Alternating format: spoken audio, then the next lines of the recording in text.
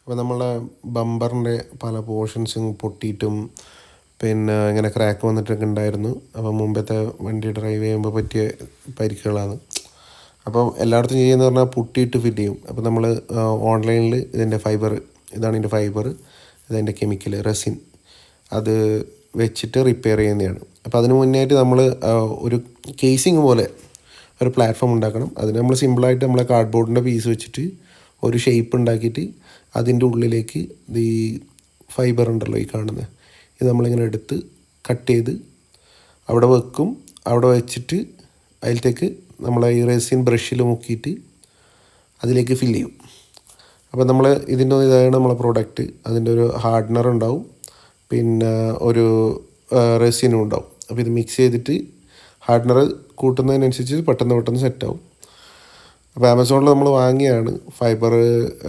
ഇതൊക്കെ റിപ്പയർ ചെയ്യാൻ വേണ്ടിയിട്ടാണ് ഈ സാധനം ഉപയോഗിക്കുന്നത്. യൂസ് ചെയ്യുന്ന സമയത്ത് മാസ്കും ഗ്ലൗസും മസ്റ്റായിട്ട് ഉപയോഗിക്കുക. അലർജിക്ക് ഉണ്ടാകാനുള്ള സാധ്യതയുണ്ട്. അലർജറ്റിക്കായ മെറ്റീരിയലാണ്.